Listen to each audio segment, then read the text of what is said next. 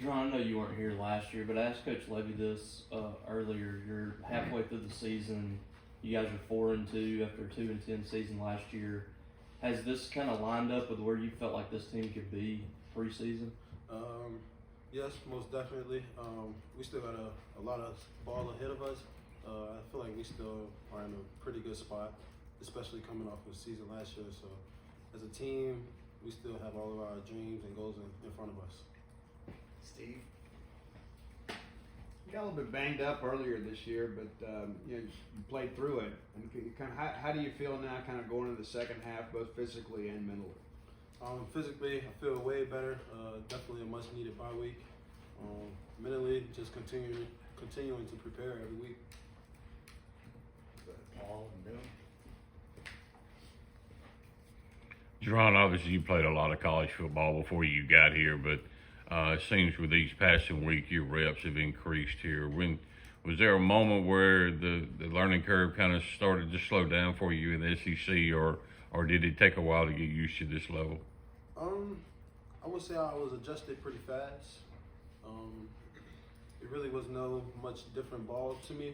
So just being able to just go out and execute as I can with my teammates and my brothers, and that's just the main goal, go out and execute. Do you think it says something about the defense that you guys had the performance you had against Texas A&M when arguably two of your best defensive players, Isaac Smith and Will Woodson, weren't playing, but you guys still were able to put out a performance like you did? It definitely says a lot about our defense.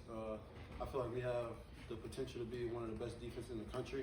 If we continue to stay healthy, of course, and continue to execute on how we do, make sure we do that through all 4 quarters every week. Kyle? Kind of adding off of that, Isaac's availability is uncertain for this week, but in terms of the guys that stepped up, you included on that back end at safety, what was the preparation that went into that, maybe changing things up a little bit in terms of, having to be more of a leader on the defense? It was more of a next man up mentality. Going into the season, I mean, it's football, everybody's going to get banged up, so those guys that rotate or just being as available as possible. Kyle? And follow up on that, it seems like the defensive backs in general have had a pretty good season. Have you guys been able to maintain that confidence even with a couple of losses now? Yes, most definitely.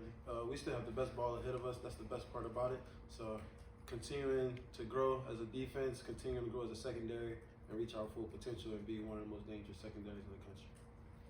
Steve?